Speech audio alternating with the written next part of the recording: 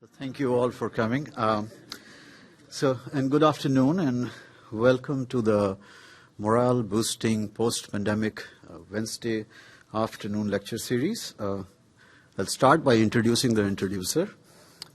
My name is Ashish Lal. I am a senior investigator at NCI, and I will be introducing today's speaker, which is nominated by the NCI RNA Biology Initiative. So it is truly my pleasure and a huge honor to introduce today's WALS speaker and Nobel laureate, Dr. Victor Ambros. Victor is the co-recipient of the 2024 Nobel Prize in Physiology or Medicine for his discovery of microRNA and its role in post-transcriptional gene regulation. But before I give a detailed introduction, I have two very quick announcements. The first is the code for continuing medical education credits. The code is 66827. I'll repeat that, 66827. Also, for those watching remotely, you can submit questions to the speaker at any time during this lecture. Simply click on the button that says Send Live Feedback, which is below your videocast window, and type in your message, and we'll relay it to the speaker at the end of the lecture. Okay, now back to our guest of honor, Dr. Victor Ambros. Victor is at the University of Massachusetts Medical School, where he serves as a Silverman Professor in Natural Sciences and Professor of Molecular Medicine. He earned his undergraduate, PhD, and completed his postdoc all at MIT. During his graduate school, he worked with David Baltimore, a co-recipient of the 1975 Nobel Prize in Physiology or Medicine. In Dr. Baltimore's lab, Victor studied the poliovirus genome, structure, and replication. He then did a postdoc in the lab of Bob Horowitz, who shared the 2002 Nobel Prize in Physiology or Medicine. And during his postdoc, Victor focused on genetic pathways that regulate developmental timing in C. elegans. Victor continues his research as a faculty member at Harvard from 1984 to 1992, Dartmouth College and Dartmouth Medical School, 1992 to 2008, and since 2008 he has been at the UMass Med School. He is the recipient of numerous awards and honors for his scientific achievements. To name a few, he was elected to the National Academy of Sciences in 2007, the American Academy of Arts and Sciences in 2011, the Lasker Award in 2008, the Keough Medical Science Award in 2013, the Prize in Developmental Biology from the March of Dimes in 2016, and last but not the least, the 2024 Nobel Prize for Physiology and Medicine for his discovery of microRNA in 1993. As many of you know, these microRNAs are short, single-stranded RNAs that are now understood to play critical roles in post-transcriptional gene regulation. The discovery of microRNAs by Victor Ambros was completely unexpected and uncovered an evolutionarily conserved post-transcriptional gene regulatory mechanism with critical roles in animal development, adult tissue function, and a variety of human diseases. And since his discovery, more than 10,000 microRNAs have been discovered in various organisms and more than 1,000 or probably even more in humans. More broadly, Victor is interested in the genetic regulatory mechanisms that control animal development, employing C. elegans as a model system. He's published more than 100, very often high-profile papers, served on NIH study sections, review panels, advisory committees. He has mentored many PhD students and postdocs. And one of his postdocs, Craig Mello, was awarded the Nobel Prize in Physiology or Medicine in 2006. So Victor Ambros, upstream, downstream, is highly enriched for Nobel laureates. Right? So research in his lab has been supported by NIH grants and currently by NIH R35 grant, that is an Outstanding Investigator Award. The title of his lecture today is Genetic Mechanisms Controlling Development Timing in C. elegans. I think this is it for me. Let us now hear from Victor Ambros. Please join me in welcoming Dr. Victor Ambros.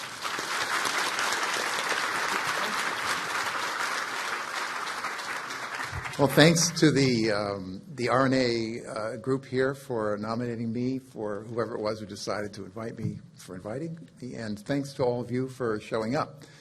So this is really intimidating, of course, because it feels like when a lot of people come to a room to hear me talk, their expectations are probably almost certainly greater than what I can deliver, okay?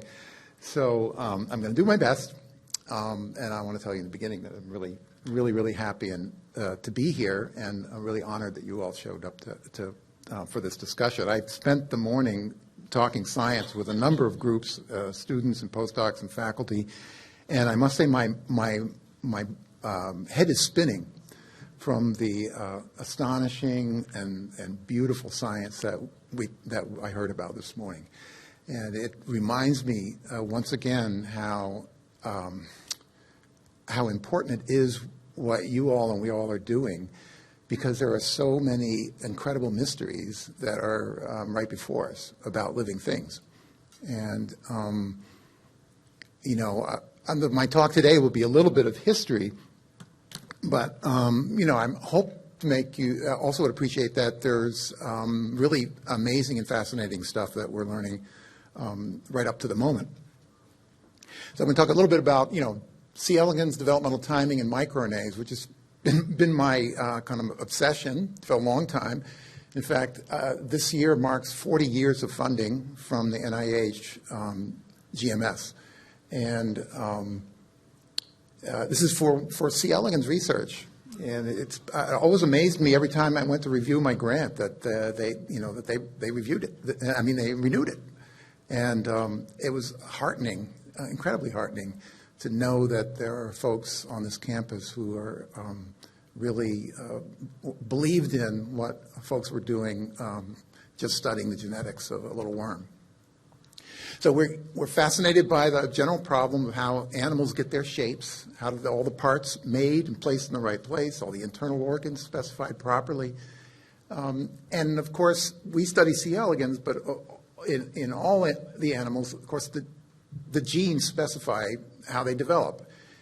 And because obviously the way the animal develops is inheritable. But this is basically a problem of differential gene expression, we know. So we'd like to understand how genes are regulated such that a single cell with all the same DNA as in this case, 550-cell worm at the end of embryogenesis, how all those cells are made to be different, because muscles express muscle genes, intestines express intestine genes, and so forth. So to understand this process, for decades now, people have been studying mutants in an organism like C. elegans or whatever, and like flies and fish and so forth, and to study mutants that will change how the animal develops in interesting ways, and that way we're going to identify genes that are regulating other genes. So this idea of a model organism, or as some people like to call it now, just an experimental organism, it's about homology, right? That, okay, we know that nematodes have about 20,000 genes or so, a bunch of microRNA genes. Humans have a similar number of protein-coding genes, but obviously the genome is more complex in a lot of ways. Have a bunch of microRNAs, and a lot of these are conserved. So, a couple dozen microRNA families are perfectly conserved between these two organisms, and perhaps as much as a half of the transcriptome encodes proteins that are conserved. So the idea is that our common ancestor, the bilaterian here, which, by the way, I am a real fan of the common ancestor of the bilateria, right? Think about it. That was an awesome animal. It had the genetic wherewithal to give rise to everything, all these animals that are alive today or have ever lived, right? And so it was pretty amazing. That genetic toolkit is sort of what we're studying today as we study the development or the physiology of these different organisms like flies, worms, nematodes, and humans. And so Bob Horowitz, who's my postdoc advisor, he taught us a lot, and one of the things he taught was to believe deeply in this model organism idea. And so he would say the worm's a tiny person in disguise. And the thing, when I was in Bob's lab, I didn't really believe that. I thought, Bob, I thought he's kind of an optimist, actually, isn't he? Because the worm seemed so different from a person. It only has 959 cells, and they're all produced, as you'll see in a moment, as we'll discuss, from a very invariant defined cell lineage. So it felt like to a young, very provincially minded postdoc like myself, that we probably weren't going to see a lot of homology between C. elegans and other animals. But I was completely wrong, and Bob was right. Now, another person who I admire a lot is John Sulston, who was one of the pioneers in our field and other fields as well, of course. You may know him as one of the leaders of the Human Genome Project. And by the way, he's the one who insisted that all the reads from the human genome be posted publicly the night after they were acquired. Others wanted the labs doing it to own the sequences for like 6 months or something. So Sulston is largely, and Bob, but mostly John, is responsible for this resource that we have in C. elegans, which is the complete cell lineage. This diagram shows all the cell divisions from the zygote to the adult, except for the germline. And through the embryogenesis and the 4 larval stages. And the most remarkable thing about this lineage is it's completely invariant. So it's very precisely specified by the genetic makeup of this worm. And by the way this was worked out is John Sulston sat in a room, tiny room with a microscope, and watched embryos develop for 2 years, taking notes. Okay? There was no video going on at all. It was just John's eyes, mind, memory, and notes. And he did enough of this to be able to say that it was invariant from animal to animal. So the invariance is super interesting because these animals live in the dirt and they eat bacteria and they have to eat whatever they can find there. And so their diet is whatever they can find, and the conditions are changing all the time. They can encounter starvation at any point in this larval stage, temperature changes and so forth, but the lineages are invariant. Okay?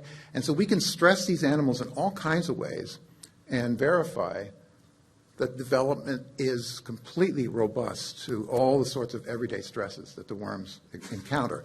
So this is a nice system not only for studying how genes specify cell fate, progression, the timing of cell divisions, and so forth, and timing of differentiation, and so forth, but also to study how it is that it is invariant. Okay? How our gene regulatory networks evolved and organized to enable cell fates to be specified with great precision, regardless of the everyday stresses that we encounter. So, yeah. I'm going backward. That's interesting. Don't go backward, Victor. So developmental time has been our interest.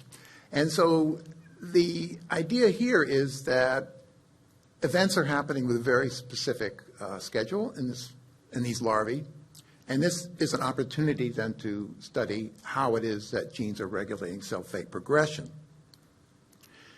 And the kinds of mutants that we were studying, starting in Bob's lab, where the mutants were first identified, are illustrated by focusing on a particular cell lineage. I hope you saw that. I blew up a little hypodermal cell lineage here, and we're going to focus on that.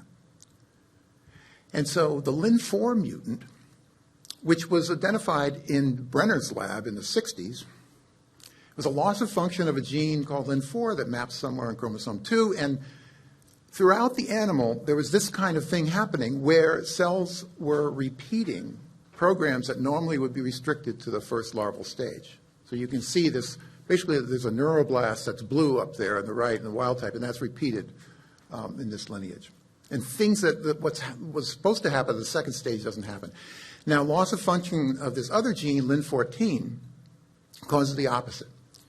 So these were mutants that were identified in the Horvitz lab and the Brenner lab primarily because they had striking morphological abnormalities, as you might expect, because these kinds of temporal transformations in cell fate were taking place in lots of different cell lineages in the animal. And so by cloning these genes, we found that the Lin4 encodes a microRNA and Lin14 encodes a transcription factor. The Ruvkin lab identified Lin14, and then together, Gary and I identified, that there was complementarity between the microRNA product of Lin4 and Lin14. And so epistasis allowed us to organize them, into this little pathway. And the idea is that Lin4 turns off Lin14, and that's important for transition from the L1 to the L2 fates here. So this is a temporal switch controlled by a microRNA its target. And the idea is that normally in wild type, you see there's cells of different manifest fates are produced within the lineage. And what happens in the Lin4 mutant is the cell behaves properly in the first stage, but its granddaughter is transformed into what normally would be the fate of the guy in the L1, the one in the L1. And then in Lin14, that normally blue cell is purple. And so the idea here is that there are cells of multiple potentials that are normally produced in this cell lineage, right? And which of those cell fates that's expressed is determined by these determinants, Lin4 and Lin14 and Lin4. So Lin14, blue, is downregulated by the microRNA. The microRNA is upregulated at the timely fashion to turn off Lin14. So Lin4 and Lin14 are sort of canonical microRNA target interaction. I'm just going to summarize what we kind of know about microRNAs, illustrating them. So Lin14 mRNA obviously makes an mRNA that goes to the cytoplasm and is translated. And Lin4 is one of these genes in the genome that has evolved to have a particular secondary structure that looks like double-stranded RNA. In fact, it is double-stranded RNA, and so the cell sees it as an entry point into the RNAi pathway. So a couple of processing steps occur, and that double-stranded RNA gets processed by dicer, which also is an essential nuclease for the RNAi pathway. And that single-stranded piece of that double strand is loaded in a way that's super interesting. One of the strands is discarded. Now you have an Argonaut with the microRNA, and that does a sequence-guided search of the transcriptome to find complementary sites, usually in 3' UTRs. And interestingly, the complementarity, for the most part, is just limited to about 6 or 7 nucleotides towards the 5' end of the microRNA, which is called the seed sequence. And that assembles interesting complexes in association with the mRNA and can lead to basically inhibition of production of the protein by either destabilizing the mRNA or inhibiting its translatability, and or both. And so actually a very active and interesting thrust in the field is try to understand how these microRNA Argonaut complexes associated with targets can be programmed for particular outcomes, because we find that, as we'll return to at the end of the talk, that translational repression and mRNA stability can be the contributions of those relative contributions can be programmed by evolution. So microRNAs are ancient, and the most famous ancient one, by the way, is LET7 up there, which Gary Ruvkin identified. And you can see up on the left there human LET7 and C. elegans LET7, and you notice that they're identical not only in the seed, but they're in their whole length. Other microRNA families like Lin4 or miR-125, you see, are conserved mostly just in the seed, similarly for miR-100. That's because the seed is the primary element that identifies targets, and that's the locus of specificity. And in animals, that seed-based targeting is predominant. So in a way, it's not surprising that some sequences outside the seed would be evolutionarily flexible. And for that reason, it's actually astonishing in a way that LET7 is perfectly conserved in its sequence, right? So in the common ancestor, right, of all the bilaterians, think about it, it had a LET7 gene with that sequence, right? And we all still have it today. And so I'm here to tell you that a very active area of research, so to speak, in the field is to try to address the mystery of how is it that some microRNAs, like LET7, very few, are perfectly conserved in sequence over such evolutionary distance. So this primarily seed-match complementarity allows you to predict, computationally targets, just looking for complementarity, for example, in 3' UTRs. And, not surprisingly, there's many targets predicted in various approaches. This is target scan. You can see, interestingly, in humans, there's many microRNA genes predicted to target to LET7. So LET7 seems to be a useful microRNA that's been incorporated into lots and lots of different contexts in human development and physiology. What about evolutionary conservation of targets, right? So this is a study actually almost 20 years ago, and it's still one of the best. It's from Rajewski lab, and the idea is, let's look at all the microRNAs, seed families that are conserved across these three organisms, and let's predict the targets, limiting our predictions to all the genes that encode, orthologous proteins, okay? And what we're going to ask is, for all those microRNAs and all those targets, how many of the microRNA target interactions are actually conserved across that evolutionary distance? And it's almost vanishingly small. So of all those 20 families of microRNAs and those 5,000 or so targets, it's just a tiny handful that are actually conserved across all that distance. So the basic idea here is, the basic finding is that there's substantial evolutionary fluidity in microRNA targeting. And the idea is that's thought to be, sort of a evidence of evolutionary adaptation of these microRNA target interactions, right? So gain or loss of a target site for a microRNA can be adaptive. But what about the ones that are that are well conserved? So there's deep conservation of targeting. These examples are really interesting because I think they present to us opportunity to learn about the microRNA gene regulation by microRNAs, because the more we can understand these deeply conserved targeting interactions, the more we're going to learn about unexpected things about microRNA mechanisms. Because we want to understand how they're so deeply conserved and why that's important. This one here is, important work from the Coachella lab, beautiful work actually, showing that multiple components of the vacuolar ATPase complex are regulated by this muscle microRNA miR1, and well conserved. So it looks like this is an interesting situation where the microRNA is somehow regulating multiple components of a complex, where we imagine that stoichiometry is really interesting, really important. Perhaps complex assembly is being modified somehow by microRNA-based regulation of expression of these proteins. Who knows? It raises so many more questions than answered, but it's a wonderful example of this importance. Often we see microRNAs analogously regulating multiple components of biochemical pathways. So another, it does this kind of conserved, interaction is Lin28 LET7, which is a kind of a developmental switch. Lin28 is a proliferation factor, a pluripotency factor, and LET7 is the microRNA that's associated with differentiation. So we're going to come back to that, and I'm going to tell about some analysis of that interaction in C. elegans. Other really cool examples, this is from Andrew Yu's lab, where two microRNAs, actually three, because it's both miR9 and miR star, plus miR124, these are neuronal expressed microRNAs. You put these into fibroblasts, and it will directly differentiate those fibroblasts into neurons.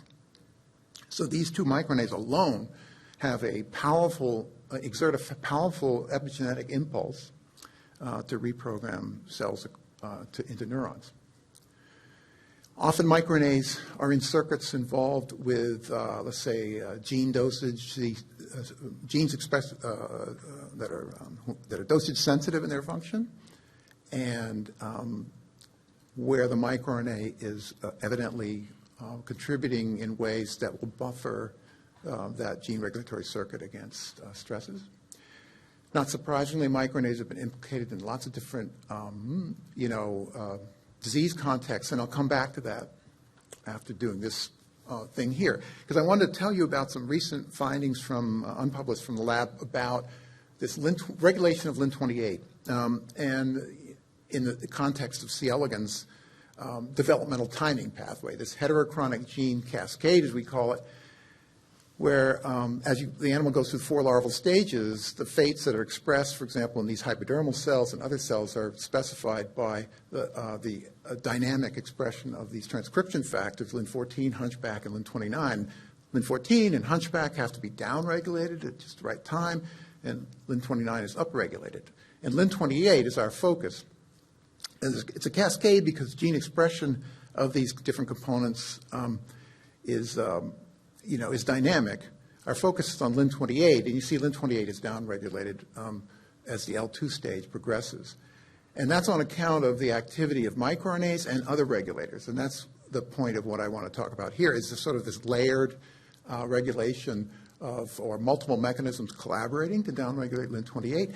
And the idea here is that Lin28 downregulation has to be executed really precisely. And what we're going to be discussing here is the roles of multiple pathways converging to accomplish that precise downregulation. This is the work of Charles Nelson in the lab. And I'm going to summarize what he found, okay?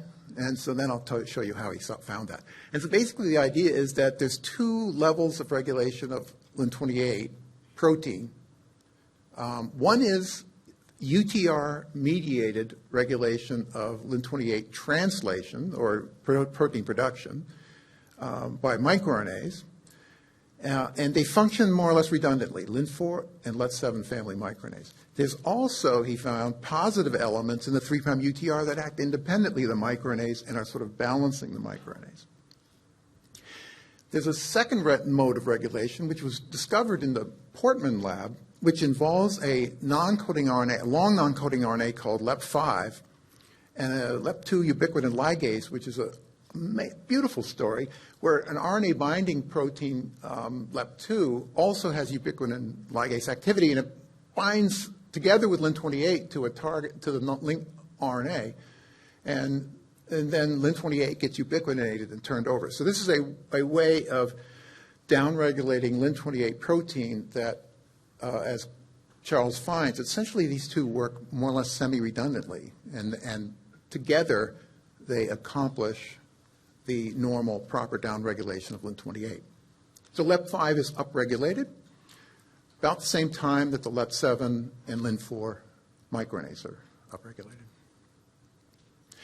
To do this assay, what Charles did was he did editing of various components of the system by CRISPR-Cas, and then used a quantitative assay for dosage-dependent Lin28 misexpression. Okay, so if Lin28 is misexpressed, he can quantify that phenotypically by looking at the output of these lineages here. At the bottom right-hand corner of your screen, you see some green marks, and that's supposed to indicate where Col19 GFP comes on. It's an adult-specific promoter.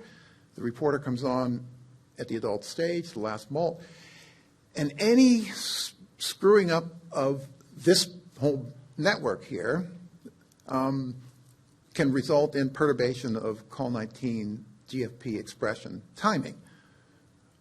So, for example, if we were to remove Lin14, aficionados in the room know that would be precocious, and sure enough, Col19 comes on 1 or 2 stages early.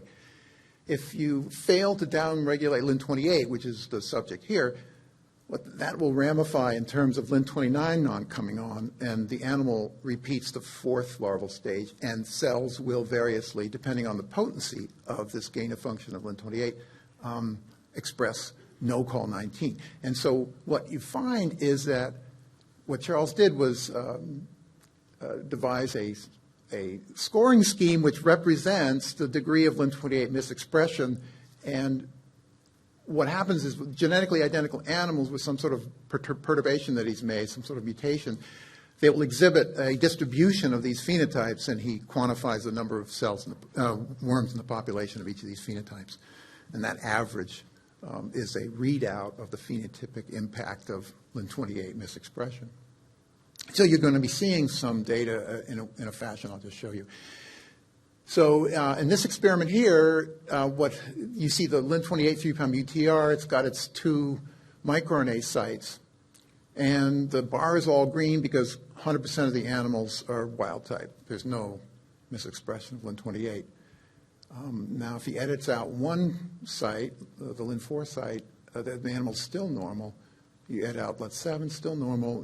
And both of them, you see a phenotype. And on average, you can see most of the animals in the population are that 4 degree of phenotype, meaning there's an appreciable misexpression of Lin28 when you delete both of them. So they're acting more or less redundantly. Okay? What happens when you mutate these sites? You see an overexpression of mRNA. And now I'm going to try this for the first time in my life. Oh yeah, okay. You can see that at various stages, the L1, mid L2. This is really hard to do. I feel like doing this. I can remember my first talk at Cold Spring Harbor, by the way. Now I'm wasting time, right? Because I'm starting to wing it.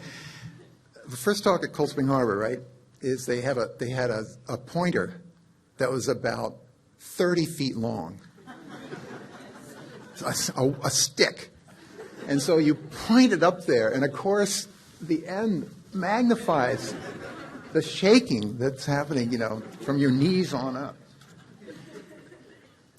So, yeah, so you can see that at these later stages, there's an upregulation of the amount of Lin28 mRNA.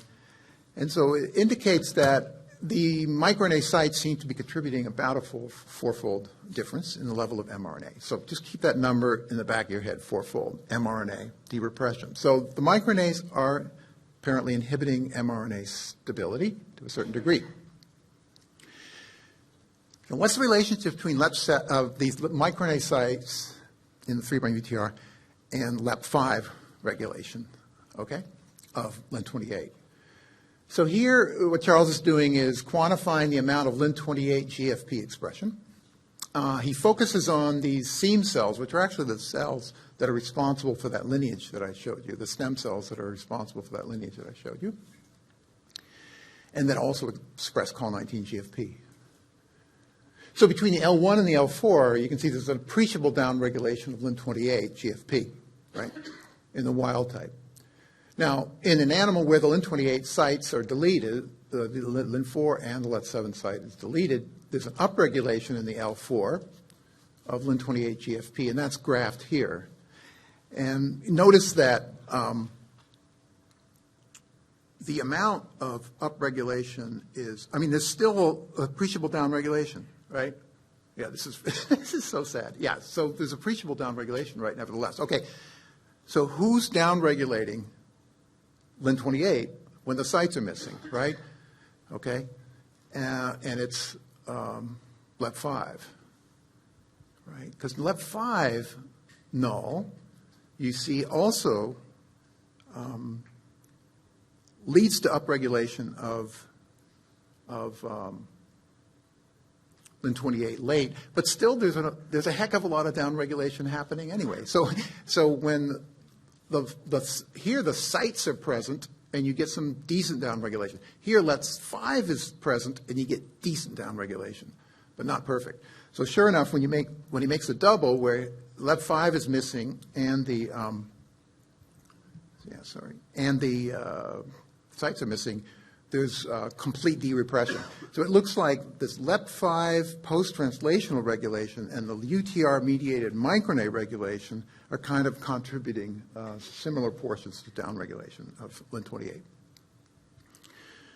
And by the way, if we focus on the LEP5 null and compare with and without the microRNA sites, there's about a 7-fold difference. So it appears that by this assay of Lin28 protein levels, the microRNAs seem to be exerting about a 7-fold change in protein expression. So there's a contribution, apparently, from both mRNA repression, mRNA destabilization, and translational repression. There's a caveat, but I'm just going to breeze past the caveat. There's positive elements of the 3' UTR that act independently of the microRNA sites. Charles stumbled onto this because, hey, I showed you that if you delete just the sites from the 3' UTR, you got a certain degree of Lin28 misexpression, you got the orange phenotype. But then, actually, when he swapped out the whole UTR for an actin 3' UTR, the animals are more or less normal, okay? Which, you don't really kind of expect that superficially, because you'd say, all right, I got negative sites in the UTR. If I delete the whole UTR, maybe I should get the same phenotype as deleting just the sites. So no, and maybe not surprising. Of course, there's positive impulse from positive function from other sequences in the 3' UTR. And Charles actually did a lot of deletion experiments, with CRISPR-Cas editing of the UTR, and identified at least 3 regions that act positively, such that if you put it back in just with the actin 3' UTR there, you now see misexpression of Lin28, right? And the green site did that, and the blue pieces did, and the purple piece, and then the control scrambled of the blue doesn't do it. So looks like there's a contribution from each of these sequences that are promoting Lin28 gene expression in sort of opposition to the LET7 sites. But they're acting completely independently, right? LET7 and Lin4 doesn't work by overcoming the positive elements. The positive elements don't work by overcoming the microRNA. They are acting parallel. Because you see this in that background. And the positive sites seem to be affecting mRNA levels. So I think you can see like there's a control, which is hatched versus the blue. And at all 3 of these stages, there's more mRNA, more mRNA, more mRNA with the positive site there. So it looks like what they're doing, these positive elements are sort of setting the bias of Lin28 mRNA throughout development, right? And now, of course, that's going to go into the final equation of downregulating Lin28, but the positive activity does not seem to be developmentally regulated. But I said that the microRNA sites are redundant. Now I'm going to show you that they're not.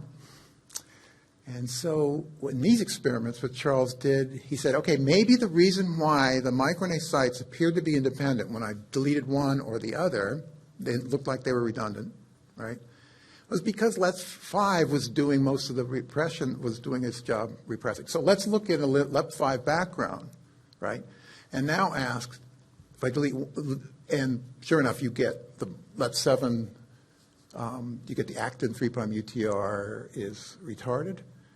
If you add back the microRNA sites, you see that there's more wild type, although not perfect wild type. So the LET7, those microRNA sites are acting independently of any other sequences.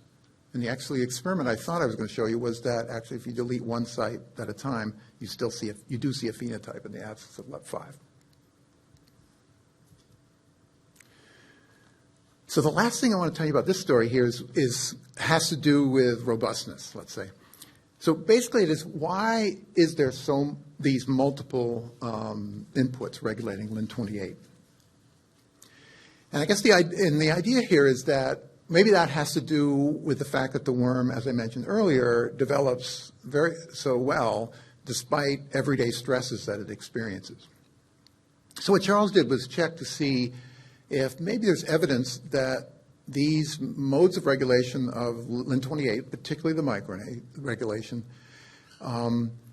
might be modified by physiological conditions, which would indicate that maybe this mode of this regulation has something to do with robustness in the context of various stresses. So he's going to be looking at phenotypes caused by the LET7 and Lin4 sites deleted from the 3' UTR. And he's going to be comparing that between different conditions. And so this is a dietary condition. So normally C. elegans there's a way to do this pointer, sorry. C. elegans, we usually grow them on E. coli.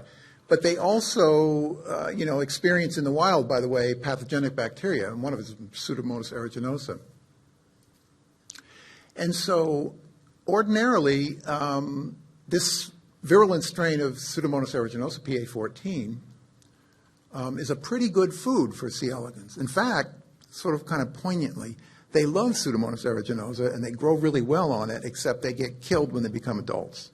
So the larvae grow fine, but then they're killed as adults. If the bacterium is mutant, a GAC-A mutant that's avirulent, actually the worms love it and they are not killed. And what Charles found was that this is the mutant. okay, the wild type. This is the mutant. So the deletion of these complementary sites, you see on PA14 GAC-A, there's actually a certain amount of Lin28 misexpression, and that is more severe on the pathogenic version. So it looks like there's two things going on here, right? One is that one thing is that the virulence of the bacteria can influence this phenotype, suggesting that ordinarily the microRNAs are relatively more critical for repressing Lin28 on pathogenic food compared to non-pathogenic food. Similar phenomenon appears when we examine temperature change. We'll be growing the worms at different temperatures which are normally in their normal thermal tolerant regime, 15 degrees or 25 degrees, and 15, 20, 25. And what Charles sees is that depending on the temperature, the phenotype of this mutant is different. There's a more severe misexpression of Lin28 at colder temperatures, suggesting the microRNAs are more critical at lower temperatures. So this kind of finding, we find this, it's not uncommon for these kind of mutants to exhibit this kind of conditional expression of phenotypes, and we interpret this to mean that since these conditions don't alter wild type development, the mutants have predisposed this system to be sensitive to these conditions, which they normally are sensitive to and probably responding to signals, but the arrangement of the gene regulatory network is normally such that they're resilient. The microRNAs are part of that resilience mechanism. So just to summarize, what I just showed you, there's these two levels of regulation, two tiers, two layers, so UTR, microRNA mediated, and LEP5. And they have a certain conditional redundancy, meaning they act more or less redundant, and they're both contributing to downregulation, and perhaps they're being utilized differentially under different conditions. Why are things sort of organized like this? What can we comment on these? There's redundancy, of these two microRNAs of different families regulating Lin28. There's also this fascinating post-translational repressors that seem to act in concert or in supplement the microRNA downregulation. And I've told you about Charles's work on LEP5. There's also this Lin46. So for hunchback regulation, the same theme applies. There's microRNA regulation through its UTR, LET7 sisters, and there's a post-translational regulator. And in this case, the post-translational regulator is affecting hunchback nuclear localization. So the theme here is that often we anticipate that microRNAs could be involved in gene regulatory pathways where there's a kind of redundancy between the microRNAs and other modes of regulating or downregulating the protein. Another variation of this is microRNAs supplementing transcriptional downregulation of the mRNA, right? So the idea is that the layers are sharpening this downregulation or making it precise in the context of stress. And so I have to see how much time I have. I thought you said you're done. Well, yeah, okay. So now I want to talk about a little human disease story. Okay, so it's totally new for my lab, and it's about neurodevelopmental disorder. And this is all about these fascinating observations from human sequencing studies where neurodevelopmental disorders are, of course, they're often associated with genomic mutations in a variety of different genes. But the ones of interest here are those in argonauts. And so far, point mutations in AGO1, 3, and 4, sorry, never mind, I'm getting ahead of myself. Deletions, these black things are deletions. So these were 5 different families where there's a case of a deletion in the child, and the child has neurodevelopmental disorder, and multiple members of the microRNA argonaut suite, which is AGO1, 2, 3, 4, are affected. So it appeared that if you broadly affect microRNA activity, that is, perturb more than one gene in this of the microRNA's repertoire, microRNA argonaute repertoire, you can get this phenotype, this neurodevelopmental disorder. And then point mutations were described that caused the same syndrome. And interestingly, they were primarily, and in this both argonaute AGO1 and AGO2. And in the AGO2 case, it's called Les-Cress, which comes from the name of the discoverers, Lessel and Krogkamp. And so it's in AGO2 or AGO1, point mutations in conserved amino acids can cause this disease. And so this was a little bit surprising because single amino acid change in just one microRNA argonaute can cause the same condition, which was also associated with deletions that affect multiple members of the argonauts. So the idea was that perhaps these single amino acid changes were broadly affecting microRNA argonaute activity, perhaps in, let's say, in some sort of gain of function or neomorphic or antimorphic activity. This was interesting to us because we had identified mutations similar to these in C. elegans, and the idea was, what was cool about them was they were single amino acid changes which caused a phenotype stronger than a null in the same argonaute. So if you knocked out AGO, as I'll show you, ALG1 in C. elegans, you get a weak phenotype, but a point mutation in ALG1 could cause this phenotype. So we were reminded, and one of them was actually right next door to one of these disease-associated mutations. All these are conserved amino acids. So we call them antimorphic. So what does this mean? What does antimorphic mean? And so the way we interpreted this, the mutation being stronger than a null, was because, okay, C. elegans has two microRNA argonauts, ALG1 and ALG2. They're normal redundant. If you knock out ALG1, ALG2 can sort of cover for that because there's an ample excess of argonaute available to be populated by the microRNAs. And you get mostly good target repression by the ALG2 only microRNP. This is redundancy. The ALG1 anti situation is, all right, ALG2 is normal, but the mutant protein is actually binding microRNAs. And so now you have a whole population of microRNAs which are in non-functional argonauts. And so this is essentially poisoning the normal redundancy. Now, Anna Zenovieva, who did this work, also showed that these mutants actually also can have very abnormal repertoire of microRNAs associated with them. You pull down the mutant argonaute, ALG1 protein, and it's got a different spectrum of microRNAs than normally, and that even includes the wrong strand reversal. So that suggests that these mutant proteins probably have a gain-of-function neomorphic activity as well as this antimorphic activity. They're generally rogue, poisonous proteins, right, screwing up microRNA activity globally. So we thought what we could do is maybe model these in C. elegans and see what because that's the only thing we know how to do, right, is do C. elegans genetics. So we're intrigued by this, and so thought, okay, maybe we can take these. And so in collaboration with Emily Piton, one of the physician scientists who works with the patients with AGO1 mutations, we chose 4 of them, different domains of the protein, and introduced them into C. elegans by CRISPR-Cas. And so we call these ALG1, with each one of these different alleles.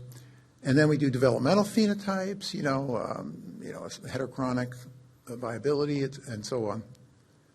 And these 2 are strong and they're antimorphic. They're stronger than null. So this sort of validates the notion that maybe that you can carry over the molecular properties of this mutant proteins into C. elegans.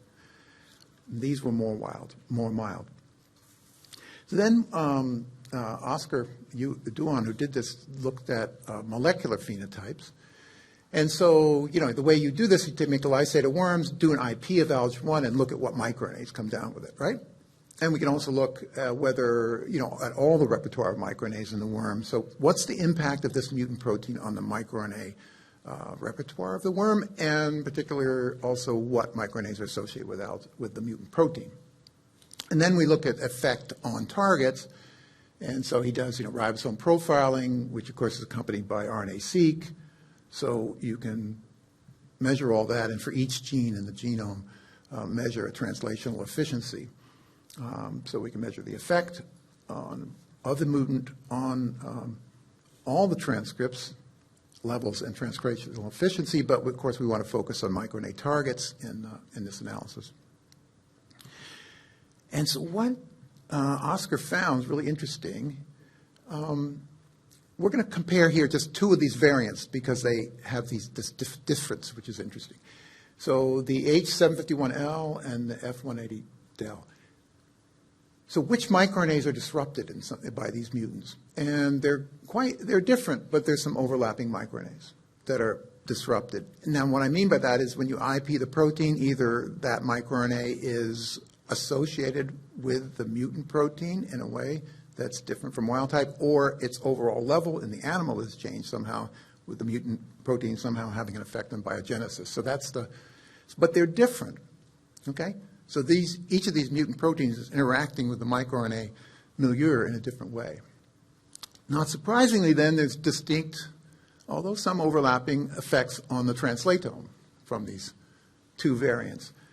But this suggests, to a first approximation, we'd expect the consequences of these different variants is physiologically different, right, non-identical. Then what Oscar did was really interesting because then he said, okay, let me look more carefully at the consequences of these mutant argonauts on microRNA targets repression. And because his data involved ribosome profiling, he could look at translational efficiency on the one hand for each target and also mRNA level. So, and he wants to compare these two variants. So it zeroed in on the 21 microRNAs that are disabled by both mutations, identified seed match messenger RNA targets that are de-repressed in both mutants, right? And then he asked, what's the mode of de-repression, translational efficiency or mRNA stability? Okay, so the next graph is going to show you the result. And a lot of people, they give me a hard time about this graph because it's impossible to read. Okay, so, but basically what this is that each one of these symbols is a different target, and the different symbol, each one of these is a target, symbol connected by a line. So, for example, this little guy here was de-repressed on the mRNA level in the blue mutant, F180Del. But actually, it was de-repressed by translational efficiency in the red mutant. And in fact, predominantly, these targets are de-repressed translational efficiency and the level of translational efficiency, and less so on mRNA level by the H751L mutant, but they're more de-repressed on the mRNA level, mRNA abundance, by the other variant. So it looks like these different variants in the same protein are impacting argonaut functionality in interesting ways. In fact, we feel like this is exciting because it's the beginning of a way to try to dissect genetically these different functionalities that the argonauts seem to have, which is to exert either translational repression or mRNA destabilization or both in different combinations, depending on the target and perhaps depending on context. So, okay, let's think about this. And now I'm almost done. We've modeled human disease variants in C. elegans. And this is a little bit of a, let's say, you might say, well, okay, what can we really learn from that?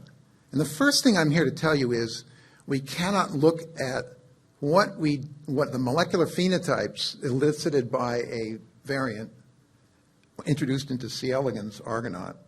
We can't look at those genes downstream of that and learn anything about the human condition, right? All right. Because, why? Well, of course, this is that, first of all, there's hundreds of microRNAs in humans that are not in C. elegans, and there's a handful of microRNAs that are in C. elegans and not in humans, or dozens, right? So the repertoire of microRNAs are not identical. So if you disrupt those repertoires, you don't expect the downstream effects to be comparable in any way, especially since the targeting repertoire is so fluid, okay? So we can't really look at our genes that are perturbed. Now, sure enough, the genes that are perturbed in the mutants, in the worm mutants, they involve conserved genes that are involved in neurodevelopmental disease, but that's just coincidence. Okay, but so what can we really say? Okay, what's promising about the C. elegans modeling? Well, they're antimorphic or gain of function, neomorphic in C. elegans. So that really sort of supports the idea that these same mutant proteins are probably behaving that way in the patients. And what that tells us is there's a prospect of therapy where we simply knock out or knock down the mutant protein. And so there's active research right now to try to assess the practicality of allele-specific knockdown. We know how to do that, by the way. And the idea, could this lead to a strategy for affecting the progression of this neurodevelopmental delayed phenotype in people? Final point I want to make about this is a basic sciences point, okay? The human genetics is providing for us some mutations that we hadn't seen in any model organism, right? And they're incredibly valuable for making inferences about structure function of Argonaut. For example, deploying translational repression versus mRNA destabilization. So by really exploring the structural and biochemical basis for these functional differences between these variants when modeled in C. elegans or in some biochemical or structural experiments, we think we can learn important things, about, sort of start to dissect functionality of this Argonaut, which are incredibly complex and beautiful proteins.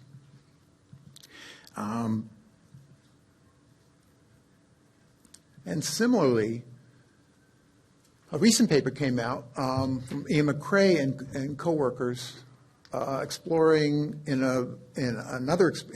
actually animal cell systems and in biochemical systems some of these variants, other variants. And what they found is they found a lot of really cool stuff.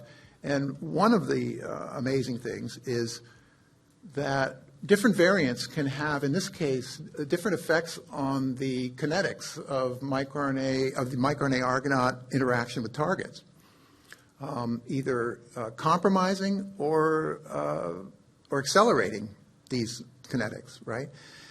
And so again, this continues the theme of by studying these different variants in experimental systems, we, the basic scientists who are passionate about Argonaut, can learn more about this this protein. And it's all coming from human genetics. So, this, I think, is a really interesting situation. This is my last slide, is that this Argonaut syndrome, it's a human phenomenon, and it involves this Argonaut Alliance, for example, which is an international, organization which coordinates patients, families, clinicians, and support teams, and shares information about all these the challenges that they experience. But there is this part which strikes me as really cool and important, is that the patients are actually they're gifting to the basic scientists like myself the identity of their mutation, And then we study in our experimental system of some kind, whether it's biochemical, structural biology, worm genetics or something, and we hopefully make new understanding of Argonaut. This is going to inform other aspects of how we think about Argonauts in the context of gene regulation, RNA biology, and so forth. So that's a gift from these people, from these patients, and I think that's quite striking. And of course, the offshoot of that is we're hoping that we can provide some insights that will be helpful for understanding of disease and eventually, providing therapy. And this was my first experience with human biology and human genetics, and I think many of you in this room experience this every day, but it was the first time that I had an opportunity to go to a meeting where the patients were there, and their families. And so basic scientists, in the last meeting we went to in Prague, the top microRNA and Argonaut people in the world were presenting really cool stuff that they had discovered over the past year using these variants that were gifted from the patients, right? And the patients or families are in the audience, and we get to experience that. So, as I say, it was new for me, and pretty interesting and profound, and I feel privileged to have an opportunity to sort of contribute to something that's related to human biology after spending 40 years supported by the NIH for fiddling with worms. So I think I'm done, and thank you so much.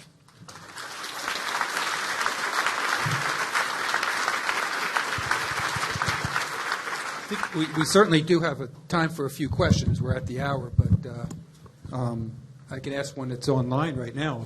Sure. Okay. In the other genes controlled by LIN4 and LET7, how often are they found together versus being separate for microRNAs? You mean, how often do targets are co-targeted by LET7 and LIN4? I can repeat it. I'm not quite sure. Yeah.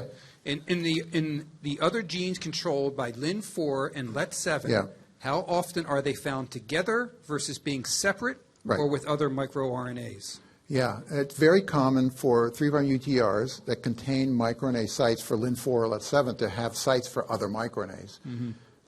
There are also, particularly in this heterochronic gene cascade, there's several other genes that are targeted by both microRNA families. Yeah. Okay. Dr. Gottesman? Yeah. So that was beautiful, as usual. So a couple of questions. With your ubiquitin redundancy, what is the mRNA change with that? Yeah, so the LEP5, LEP2, as far as we can tell, it does not affect the mRNA. Oh, it didn't? Okay. Completely post-translational. Yep. Okay. So purely independent, basically. Yep. And when you delete the sites and you get an effect on other things, is it changing? Is there competition for the microRNAs? Is it possible that if you don't have sites on one message, it affects? Yeah, no, I didn't mean to imply that there was indirect effects on other targets when you mutate those sites. You think it's all right? Yeah. Okay. Yeah. I must have misspoke. Dr. Lal, behind you, maybe you can do the final question and then wrap things up with the reception. All right, Victor, thank you. So I have two quick questions. So one is, you showed, and it's known in the field, that microRNAs are generally involved in fine-tuning gene expression. I mean, the effects of knocking down the microRNA, a single microRNA target, are not very dramatic. So do you think that this is because of partial complementarity with the target mRNA, or it's because of the relative abundance of the target versus the microRNA? Okay, so the question is a really good one. What we observe is that the amount of change in gene product when you toggle a microRNA on/off or one way or the other can vary a lot. It can be very subtle, factor of 2 or less, right? Or it can be dramatic. In the case of LIN28, it's about a 19-fold change. Well, no, that's total. It's like 7-fold change, right, by the microRNAs. LIN14 changes about more than 20-fold. So, and I think in the case of like Bantam regulating HID, it's also a very potent change in the protein. So there are in vivo sort of cases where the protein level is changed dramatically by the microRNA, but there's also lots and lots of situations where the microRNA target changes only a little bit. And we view that as sort of an evolved character of the interaction, appropriate to the context. So perhaps in the case of developmental switches, it makes sense to have a potent effect. In the case of fine-tuning or like modulating, those multiple components of a multi-protein complex, maybe that's appropriate to evolve more of a fine-tuning. Just one last But I don't know the molecular basis for how that works, right? I mean, it depends on whether if you de-adenylate an mRNA, is it unstable? Yeah. right? Does it automatically get decapped? There's cases where that doesn't happen, so the mRNA is still there, and so potentially readenylated and translated. So, Just one quick question. So, as you showed that there are more than 1,000 microRNAs in humans, and discovered by next generation sequencing, many of these are discovered recently. And they're not very abundant. So probably they are not, but they are associated with the risk complex. So what are your thoughts about the biological activity of such microRNAs? Do you think that they're more potent in certain contexts, or it's just that's a really noise? good. That's a really interesting question, because often, I'll give you an example of a microRNA. There's a microRNA that's very, very, in C. elegans. If you grind up C. elegans and clone them, there's a very rare microRNA. I forget the name. But it turns out it's expressed only in one neuron. And in that neuron, it regulates the functionality of that neuron by regulating actually a ubiquitous protein. The protein that's expressed everywhere is regulated only in that neuron by that microRNA, and that actually affects in CL, like CO2 sensing or something like that. So that's an example of something that's rare, but if you look carefully enough where it is. Now, at the same time, you're talking about microRNAs that are probably, they appear to be expressed more or less everywhere, but they're not very rare, not very abundant, right? So seemingly they're not functional. And I guess often they are recently evolved. So it looks like maybe they're just recently evolved and neutral. Which we don't That's know one way yet. to look at it. Yeah. And they're subject to selection, right, going forward. Yeah. Thank you. Hey, thanks, everybody. There is a reception directly outside. We're having a reception, so folks can stick around.